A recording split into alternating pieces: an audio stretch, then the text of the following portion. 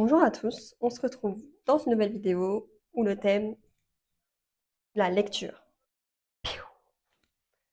Je vais vous parler de certains livres que j'ai pu lire ces derniers temps et qui m'ont fait beaucoup de bien. Alors c'est pas des livres avec des sujets rocambolesques, mais franchement il y en a certains que j'ai trouvé pas mal. Pour la petite anecdote, je lisais énormément quand j'étais juste avant de rentrer au lycée. Je lisais beaucoup, je lisais plus des romans un peu plus sombres. J'en ai un juste là, je vais vous le présenter parce que ça reste mon livre préféré. C'est un roman de Karin Giebel. Je sais jamais prononcer son nom, pardon. Ça s'appelle Le Purgatoire des Innocents. Et vous voyez bien que je l'ai bien fracassé comme il le faut. Je l'ai lu et relu et relu et relu. Je vous lis le synopsis. Je sais pas si c'est comme ça qu'on dit. Si on dit synopsis ou bref, je vous lis le résumé. Je m'appelle Raphaël, je vous ai dit le titre? Ouais, je vous ai dit le titre. Je m'appelle Raphaël, j'ai passé 14 ans de ma vie derrière les barreaux. Avec mon frère, William, nous venons de dérober 30 millions d'euros de bijoux. Ça aurait dû être le coup du siècle. Ce fut un bain de sang. Deux morts, un blessé grave. Le blessé, c'est mon frère. Alors, je dois trouver une planque où il pourra reprendre des forces. Je m'appelle Sandra, je suis morte, il y a longtemps, dans une chambre sordide. Ou plutôt, quelque chose est né ce jour-là. Je croyais avoir trouvé le refuge idéal, je viens de mettre les pieds en enfer. Quelque chose qui marche et qui parle à ma place, et son sourire est et son sourire est le plus abominable qui soit. J'ai adoré ce livre. Il est glauque, il est étrange. On suit l'histoire de Raphaël, du coup, lors du braquage, et de Sandra, qui est morte ce jour-là. Et en fait, au fur et à mesure de l'histoire, les deux personnages principaux vont se retrouver, bien évidemment. C'est un livre qui m'a marqué parce que c'est la première fois, je devais avoir 14 ans, je pense, 14-15 ans. C'est la première fois que j'ai entendu parler du fait de mourir d'une façon psychologique. Pas forcément mourir physiquement, mais vraiment lorsqu'il nous arrive quelque chose de dramatique, de tragique, d'avoir cette impression, ce ressenti d'être mort, même si notre être et notre personne continuent à vivre. Je ne sais pas si vous voyez la nuance, je pense que vous n'êtes pas bête et que vous comprenez totalement, mais c'était la première fois que j'entendais parler de ça, et j'ai trouvé ça complexe et si simple à la fois. Je me suis dit, mais en fait, ça paraît évident. Il y a des personnes à qui ça arrive. J'ai beaucoup eu cette impression lors de ma première crise d'angoisse qui m'a amenée aux urgences, parce que j'ai vraiment eu cette impression que quelque chose en moi est parti ce jour-là. C'est assez complexe, il faut vouloir le lire. Je pense que si maintenant, là tout de suite, je devais le relire, non, non, non, pas tout de suite. Mais j'adorerais le relire et je pense que ça me ferait beaucoup de bien. Même si c'est une histoire très tragique, mais sur vraiment le plan de est-ce qu'on meurt à un moment ou est-ce que c'est quelque chose de nouveau qui naît, comme elle l'explique. Elle explique ce qui lui est arrivé, c'est pas dans le bon sens, hein, bien évidemment. Mais il y a des choses, il y a des épreuves qui nous arrivent et je pense que ça dépend du prisme dans lequel vous regardez les choses. Mais franchement, j'ai beaucoup aimé ce livre. Je vous le recommande si vous aimez les histoires un peu pas vu. Du coup, je disais avant que j'oublie de rallumer la caméra, il y a quelques temps, lors du déménagement de ma belle-sœur, on a rangé sa magnifique bibliothèque et elle me parlait de plusieurs livres qu'elle aimait bien et tout, et elle m'a parlé de celui-ci. Donc, c'est Les 7 maris d'Evelyn Hugo de Tyler Jenkins Reid. Je sais pas comment on le prononce. J'ai lu le synopsis, le résumé, et je me suis dit, il a l'air trop stylé, j'ai trop envie de le lire. Ça faisait longtemps que j'avais pas lu.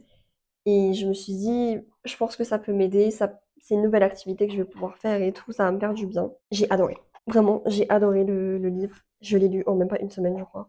Après, il n'est pas non plus gargantuesque, c'est pas un livre de 800 pages, mais franchement, il a combien de pages? 500 pages, donc c'est un remerciement. On a 500 pages, je l'ai lu en même pas une semaine alors que j'avais pas lu depuis des années. Pourtant, j'ai fait un bac littéraire et je peux vous garantir, ça y est, maintenant je le dis, je n'ai lu aucun livre. Aucun livre pour le bac. Non. Donc vraiment, j'avais pas lu depuis. Et je pensais pas que j'allais le lire aussi facilement. Bon, c'est cool parce que c'est pas un truc complexe, c'est facile à lire, mais c'est pas un truc gneu non plus. Genre, c'est vraiment un juste milieu, c'est parfait, l'histoire, elle est parfaite. Franchement, j'ai adoré. Ça se lit comme quand tu regardes une série. Vraiment, j'étais à fond dedans. En plus, j'arrivais vraiment bien à m'imaginer les personnages et tout, à m'imaginer les scènes, sans que ce soit des descriptions de 40 pages. Parce que ça pitié. Pitié, je crois. Je vous lis le résumé? Ça part. C'est à vous et à vous seul que s'adresse cette confession. À l'aube de ses 80 ans, Evelyn Hugo, légende du cinéma, est enfin prête à dire la vérité sur sa vie, aussi glamour que scandaleuse. Mais elle ne fera ses révélations qu'à Monique Grant, une jeune journaliste inconnue. Un choix incompréhensible. Monique découvre alors, fascinée, l'histoire extraordinaire de cette actrice mariée 7 fois. Une histoire d'ambition, d'amitié et d'amour défendu. À mesure qu'elle recueille les confidences d'Evelyn, elle comprend qu'elle n'a pas été choisie par hasard et que leurs destins sont étroitement liés. J'adore. J'adore. Je kiffe. En fait, le livre est réparti en plusieurs... J'ai halluciné ou quoi? C'est ça. Le livre est segmenté en plusieurs parties. Enfin, vous avez des chapitres, mais vous avez des grosses parties. Et vous avez 7 parties du coup. Et chaque partie correspond à un mari. Pas mal. Pas mal. Franchement, j'adore. Je vous le conseille. Suivant.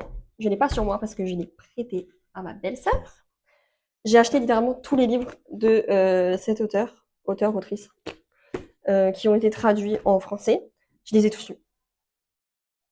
Du coup, je l'ai pas sur moi. Les autres, en fait, j'en ai acheté 3 autres, je les ai pas parce que je les ai prêtés. Mais je vais quand même vous trouver un petit résumé parce que vraiment, je les adore. Il y a Les Sirènes de Malibu où on suit l'histoire des enfants d'un des maris d'Evelyn Hugo. Donc ça, j'apprécie beaucoup le fait qu'il y ait des légers liens, enfin légers, qu'il y ait des liens entre les histoires. Je sais qu'il y a un autre livre qui s'appelle Carrie Soto. Il n'a pas été traduit encore en français, mais c'est dans le livre des Sirènes de Malibu qu'on entend parler de Carrie Soto et vous avez après le livre qui parle d'elle.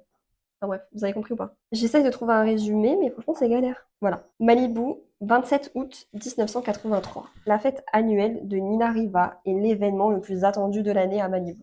Star du showbiz, politique ou serveuse au drugstore du coin, tout le monde rêve d'être invité.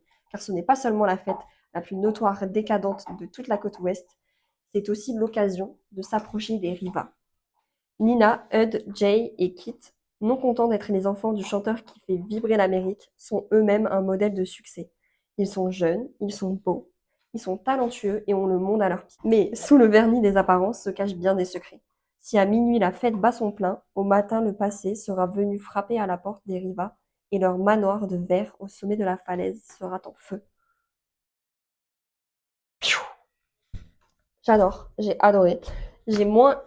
Enfin, c'est pas que j'ai moins aimé, c'est que j'ai plus aimé les 7 maris d'Evelyn Hugo.